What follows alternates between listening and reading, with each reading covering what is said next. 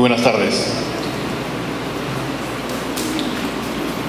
Para este evento, los organizadores me han pedido que haga una revisión, un resumen de la historia de la arqueología mochica y cómo los trabajos que se han venido dando aquí en el Lujo desde hace 25 años se insertan dentro de una tradición académica y de investigación, ¿no?, que tiene, como vamos a ver, un abolengo muy marcado.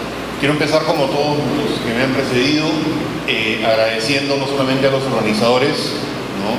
Creo que ya es más o menos evidente que lo que estamos celebrando son los 25 años de una visión que compartieron Pancho Vice con Régulo Franco.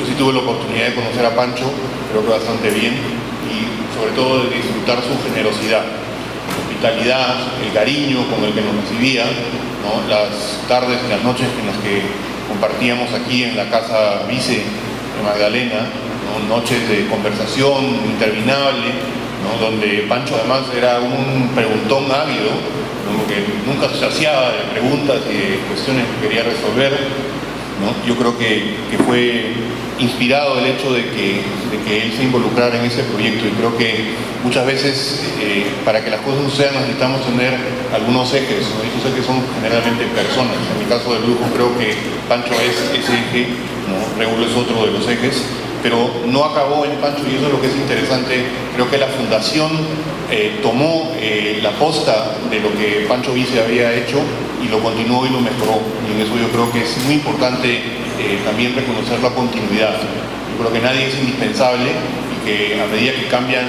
los tiempos y las condiciones, tienen que cambiar también las orientaciones, las perspectivas que se le dan a las cosas, ¿no? Yo creo que la Fundación ha demostrado ser uno de los entes de auspicio de la cultura más importante que hay en el Perú, ¿no?, con una diversificación que es verdaderamente notable y admirable. Muy bien, vamos a la historia de los mochicas. La historia de los mochicas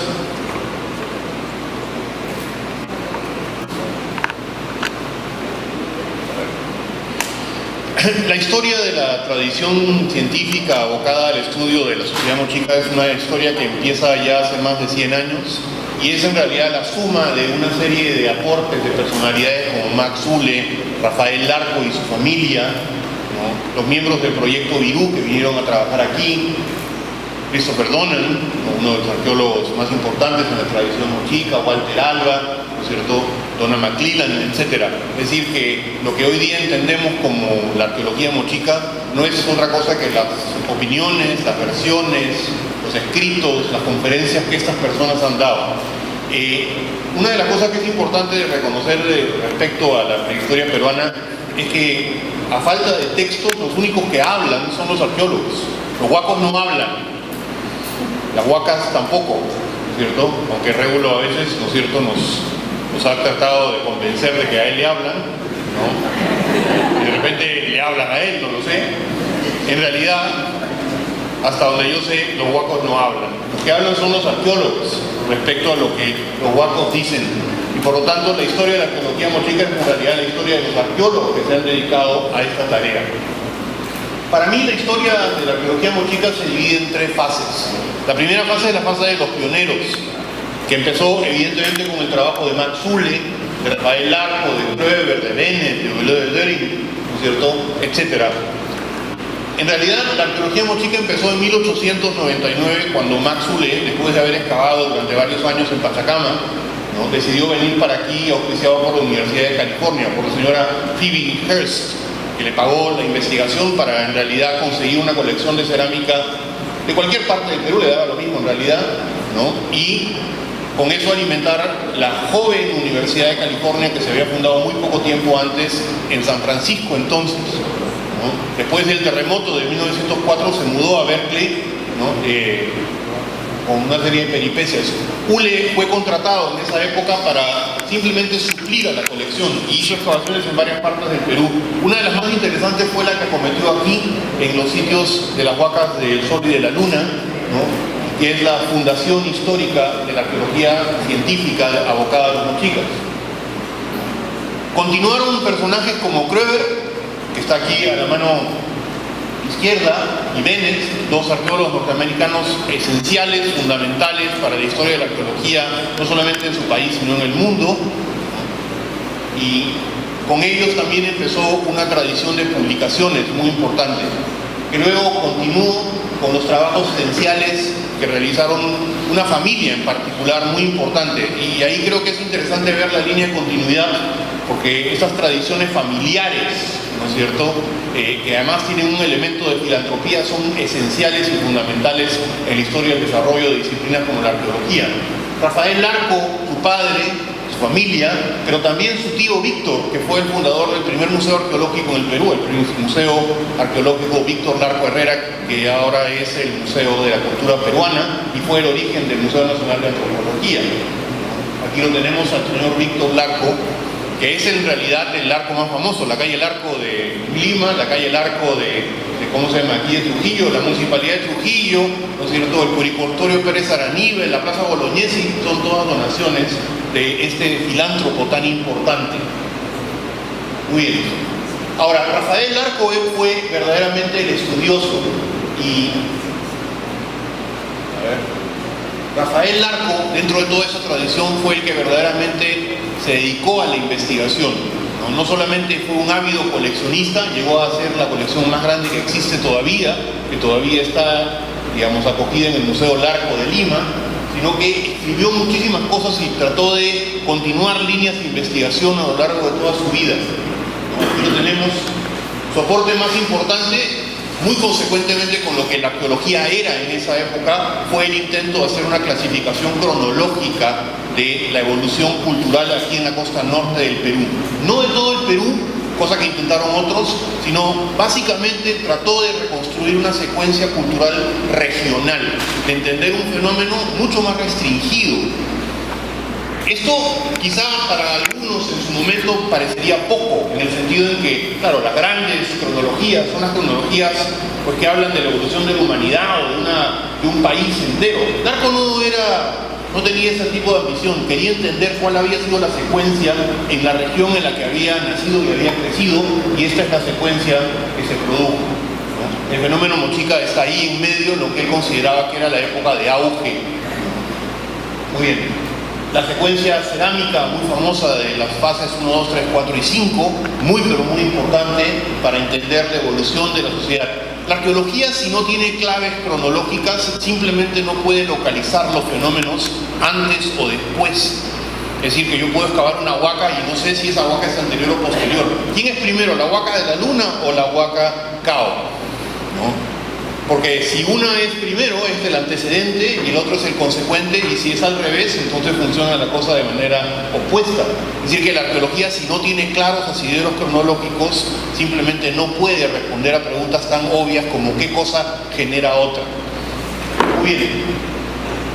Las publicaciones del Arco, y aquí hay una cosa que es muy interesante, la visión que el Arco tenía de la sociedad mochica, que está recogida en este párrafo de su libro de 1945 de los mochicas, donde habla de los mochicas como una sociedad, dice aquí, ¿no?, los vestigios de construcciones urbanas y rústicas, la expansión agrícola, los grandes trabajos de irrigación, las obras arquitectónicas monumentales, es decir, la cultura material, ¿no es cierto?, las cosas para él, ¿no? Las obras arquitectónicas monumentales y las redes viales hablan elocuentemente de una vida organizada mediante métodos de gobierno ya experimentados y en plena maduración.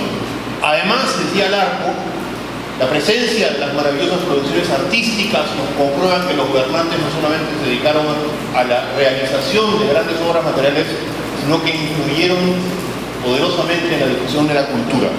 Es decir, su noción, su idea respecto al rol que había tenido el gobernante mochica había sido no solamente de un gran constructor, sino de un gran benefactor cultural. Estimulando a su pueblo por un lado y castigándolo con severidad todas las faltas, el gobierno mochica, dinástico y omnipotente, forjó al calor de una fe robusta y bien orientada esta civilización que hoy es orgullo de nuestro pasado prehispánico. Las ideas del Arco han ido cambiando a lo largo del tiempo y han ido cambiando en su influencia, porque claro, el Arco pensaba que los mochicas estaban bastante bien ordenados, ¿cierto? Y que el orden mochica había provenido básicamente de su enorme fuerza militar. El Arco concebía el fenómeno mochica como un fenómeno militarista, esencialmente, que había impuesto el orden, ¿no?, por su capacidad de ejercer coerción, control sobre las poblaciones.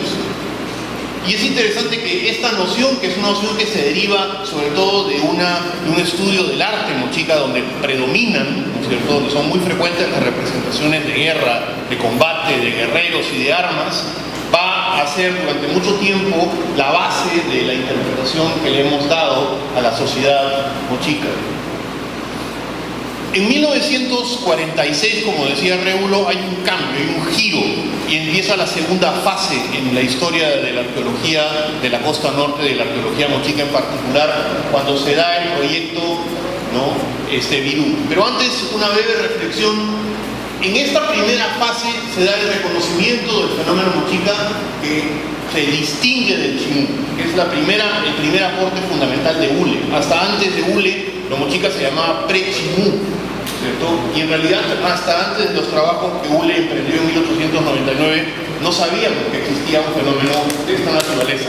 Se hablaba en esa época, en términos generales, de las culturas yungas, las culturas de la costa, como un fenómeno general, ¿cierto? Entonces, aquí tenemos un aporte importante. La cronología es esencial, es central en esta época, la construcción de una cronología no solamente con los trabajos de Ule, sino con los trabajos del arco. En tercer lugar, tenemos, ¿no?, la noción del imperio mochica, porque al final de cuentas la idea del arco es que los mochicas habían sido una sociedad centralizada, centralista, ¿no?, con un centralismo político, religioso, administrativo, con un centro desde el cual se había difundido la cultura, es decir, que su noción era una noción básicamente imperial que se había impuesto. Finalmente, ¿no?, hay que reconocer que esta primera fase culmina con una muy débil. Los esfuerzos de Ule no dieron como resultado que se creara una escuela de arqueología. Ule nunca tuvo alumnos peruanos, nunca tuvo alumnos en general, ¿no es cierto?, tenía bastante mal carácter. No se formó una tradición local. Larco tampoco, era un industrial y por lo tanto no era un profesor, no tenía discípulos, y lamentablemente cuando estas situaciones se dan, lo que ocurre es que los esfuerzos son relativamente efímeros, no continúan. Y esto es una de las cuestiones importantísimas que hay que entender, ¿no?, que es el hecho de que haya continuidad en las cosas. Muy bien, pasamos a la segunda fase, que es la fase yo le llamo de expansión, ¿no?, que empieza con el proyecto Virú, que como vamos a ver es un punto de quiebre absolutamente fundamental en la historia de la arqueología del norte del Perú y la historia de la arqueología en general, y culmina, creo yo, en 1987 con el descubrimiento de la tumba del señor de Zipán por Walter Alba y su equipo. ¿Sí? En esa época tenemos al arco que vive una primera mitad de ese periodo, pero también tenemos a los miembros del proyecto Virú, Roeber, Willey, Ford, ¿no es cierto?, Strong, y tenemos algunos investigadores como Christopher Donan, ¿no es cierto?, y tenemos un proyecto muy importante hacia fines de esta fase, que es el proyecto Moche Chan Chan, un proyecto que se ejecutó desde la Universidad de Harvard, ¿no es cierto?, y que, como vamos a ver, no tuvo los resultados que uno esperaba. Esta segunda fase se inicia con el proyecto Virú, proyecto que ha sido mencionado también por Révulo, porque si bien el proyecto se basó en Virú, uno de sus miembros, ¿no es cierto?, Junius Bird, excavó en esa época aquí en la Huaca Prieta, descubriendo, ¿no?, los periodos más tempranos en el origen de la civilización andina. Aquí hay una foto emblemática en una reunión que hubo en este valle, en la hacienda Chiclín, donde se reunieron los narcos con los miembros del proyecto Virú para de alguna manera hacer un resumen, un repaso del avance del conocimiento que se tenía hacia fines de la década de 40. El proyecto Virú es el primer proyecto verdaderamente científico, arqueológico que se hizo en el Perú, creo yo, en el sentido moderno de un proyecto multidisciplinario, de un proyecto compuesto por muchos especialistas, de un proyecto financiado por por un ente externo. En este caso, no, financiación vino básicamente del Instituto de Arqueología Andina y del gobierno norteamericano, y es el primer proyecto que se hace en el marco de una teoría, la teoría de la ecología, ¿no es cierto?, de ecología evolutiva. Los miembros del proyecto van a revisar la propuesta cronológica del arco y van a llegar a la conclusión de que era correcta, porque ellos básicamente habían encontrado los mismos términos. Van a encontrar con el arco, ¿no?, toda esta noción de un enorme poder político en manos de los gobernantes mochicas, se va a corroborar. y sobre todo van a llegar con Larco a la misma idea de que el motor en el desarrollo de estas sociedades había sido la guerra. Ahora, es interesante recordar que muchos de los miembros del proyecto Virú habían ido a la Segunda Guerra Mundial, ¿no es cierto? Y que en 1947-48, cuando se realiza este proyecto, todavía la Segunda Guerra Mundial está muy viva en la imaginación de las personas y evidentemente es reconocida la guerra como uno de los principales motores y ejes del cambio social. Ahora, otro de los aportes importantes es el intento de explicar por qué los fenómenos habían cesado, por qué los mochicas, por ejemplo, habían de alguna manera desaparecido, ¿no? Y en esa época se plantean las primeras hipótesis que le echan la culpa a los Wari, como decía Rémulo hace un rato, ¿no es cierto? Le echan a los pobres Wari, le echan la culpa de haber acabado con los mochicas, pero también aparecen en esta época por primera vez las primeras informaciones que comienzan a poner énfasis en aspectos ambientales, que es un poco la idea que Jeffrey Quilter, ¿no?, nos estaba planteando en su charla. En 1925 hubo aquí el peor niño del siglo XX, ¿no?, que realmente destruyó la región y que dejó, como pueden ver aquí, a estos niños en Chiclayo en el marzo de 1925 esperando la caridad, porque fue un fenómeno devastador. Y si era devastador en 1925, ¿pudo haber sido devastador en el siglo VII u VIII? Evidentemente sí. Entonces comenzaron estos modelos de la ulterior desaparición de la sociedad mochica. Además, y esto es interesante como dato anecdótico, el proyecto Virú tuvo un descubrimiento fabuloso: la tumba del sacerdote guerrero de la Huaca de la Cruz. Fue hecho prácticamente la última semana de trabajo del proyecto, porque en arqueología siempre pasa así, ¿no es cierto? Cuando se acaba la plata y el tiempo, ahí es cuando descubren las cosas, ¿no? Ellos descubrieron esta tumba, que apareció no solamente en la portada de National Geographic, sino que era considerada la tumba más rica que se había excavado científicamente aquí. Es interesante porque hoy día esta tumba no ranquea, pero ni siquiera entre las 100 primeras, ¿no?, comparado con tumbas que después han aparecido, que vamos a ver en un momento aquí mismo en Cao, en la Huaca de la Luna, etc. Finalmente, en esta fase es importante resaltar el trabajo iconográfico, los estudios iconográficos, ¿no?, y el hecho de que muchos de los arqueólogos en la segunda fase se abocaron a estudiar las imágenes contenidas y a tratar de decodificar las imágenes de la iconografía mochica. Aquí hay un breve resumen de algunas de las características del proyecto Virú con su dimensión regional, el estudio multidisciplinario, etc. Las aproximaciones iconográficas que aportaron verdaderamente una base muy interesante para poder entender estos fenómenos. El estudio de los patrones de asentamiento regionales, muy importante, cómo vivían estas sociedades, cómo estaban organizadas y cómo el patrón de habitación, el patrón, digamos, por el cual se habían organizado en el espacio reflejaba la complejidad de estas sociedades, el tipo de gobierno, pero también algunas oportunidades perdidas, por ejemplo, el proyecto arqueológico Chanchán Valle de Moche, que fue verdaderamente un fiasco, ¿cierto?, puesto que no pudo alcanzar de ninguna manera los estándares que había tenido su predecesor en el Valle de Virú. La última fase de la arqueología mochica, que empezó en el momento en que Walter Alba y Susana Meneses descubren al señor de Zipán, ¿no?, se ha caracterizado por una verdadera revolución en el desarrollo de la arqueología de esta parte del Perú, ¿no? Empieza con el proyecto Zipán, continúa con proyectos como el de la Huaca de la Luna, ¿no es cierto?, el proyecto de San José de Moro, el proyecto de Los Cabezas, proyectos de investigación a cargo de investigadores como Jeffrey Quilter o Claude Chapdelaine, reuniones arqueológicas como vamos a ver, y por supuesto no puedo olvidar aquí, ¿no es cierto?, el trabajo que ha venido dándose en el Brujo también en este contexto. Hay un asunto que quiero aquí resaltar, que es que no solamente el proyecto El Brujo está cumpliendo 25 años, sino que también el proyecto Huaca de la Luna más o menos está a punto de cumplir 25 años y el proyecto San José de Moro también, ¿no? Es interesante ver que estos tres proyectos empezaron a la vez prácticamente. Muy bien. ¿Qué cosa hay de interesante en esta fase? Proyectos de investigación nacionales o asociados a instituciones nacionales de larga duración e interdisciplinarios. Esto es algo muy peculiar porque en la tradición arqueológica del siglo XX lo que se propugnaba eran proyectos cortos, con pocas excavaciones, con mucho recorrido de sitios, lo que los arqueólogos llaman survey, ¿no es cierto? Y más bien en un tipo de compromiso de entrar y salir sin comprometerse demasiado. Es decir, proyectos largos de 25 años, impensable. Y en la tradición académica, además norteamericana, que es la que primaba aquí hasta antes de este fenómeno, ¿no es cierto?, esto no se daba, básicamente, y ustedes pueden ver que hasta este momento nunca hemos hablado de un proyecto norteamericano largo.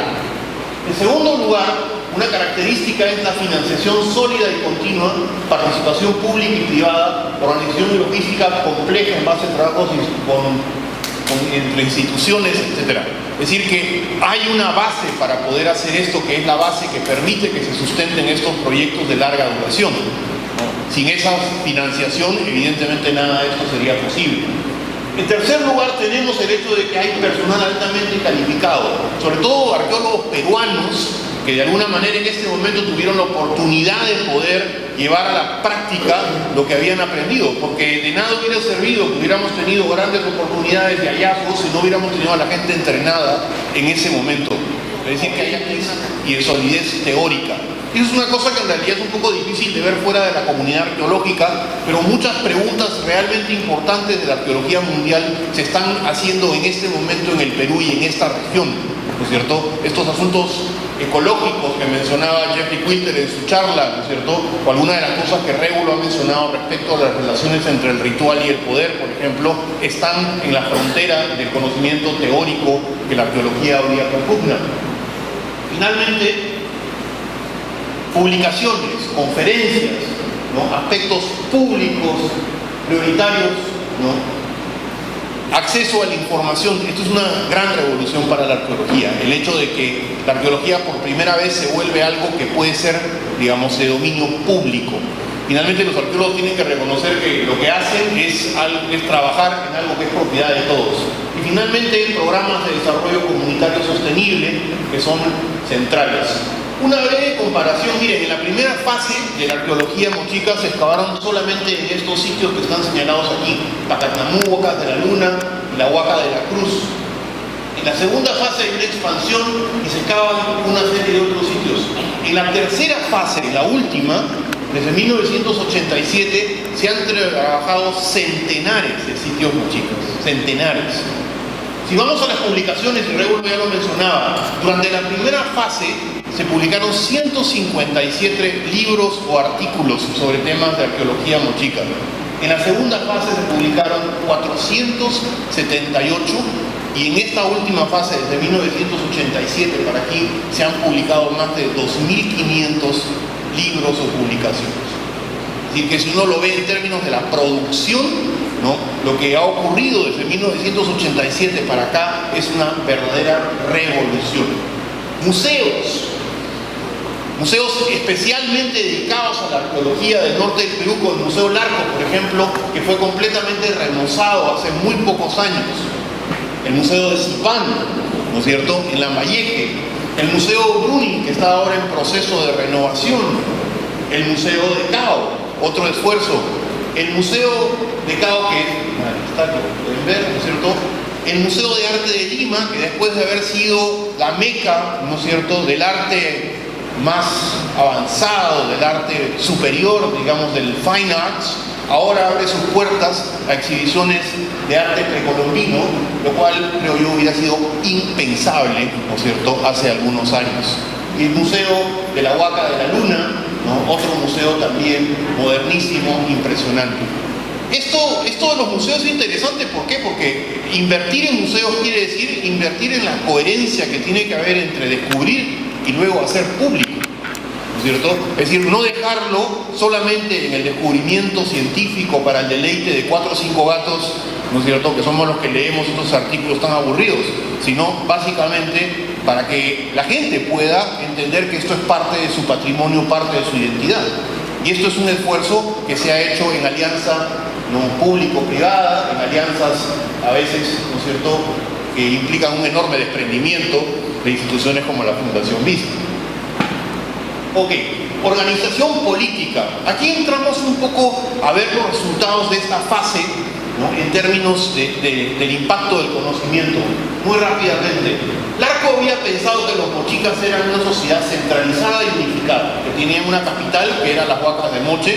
Desde ahí todo había sucedido. Lo que Larco dijo entra en conflicto y contradicción con lo que Rébulo dijo hace un rato. No es Santiago Uceda el de la Huaca de la Luna, sino Larco el que hubiera estado completamente en desacuerdo con, ¿cómo se llama?, Rébulo, en esta idea de que podía haber una alternancia en centro. Para Larco la cosa era clarísima: la capital era la Huaca de la Luna y la Huaca del Sol, punto, se acabó. Y desde ahí había surgido absolutamente todo.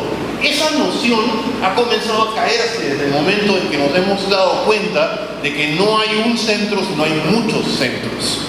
Y eso comienza a ser coherente con las diferencias que existen en las expresiones materiales del fenómeno mochica en diferentes lugares. Porque uno decía, por ejemplo, ¿por qué hay tumbas reales en Piura, en Lambayeque, en Jequetepeque, en Chicama, en Moche, si era una sola la capital? En los estados centralizados existe un cementerio real que está al lado de la capital y ahí se entierran los reyes, punto. No hay esta dispersión. La dispersión corresponde generalmente al hecho de que existen diferentes sedes de diferentes estados, por ejemplo. Si eso lo comparamos con el desarrollo, por ejemplo, de los estilos cerámicos, nos damos cuenta de que hay estilos cerámicos que son ligeramente diferentes. Y si lo comparamos con el desarrollo de la metalurgia, nos encontramos con lo mismo.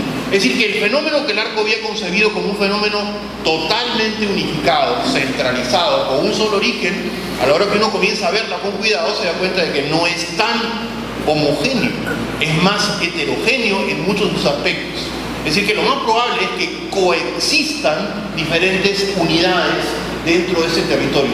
¿Por qué es interesante esto? Porque fíjense, hasta este momento, en la historia de la arqueología peruana, siempre se ha pensado que los Nazca, los Moche, los Paracas, los Naca, los etcétera, todos han sido sociedades centralizadas, unificadas, ¿no es cierto?, y monolíticas de alguna manera.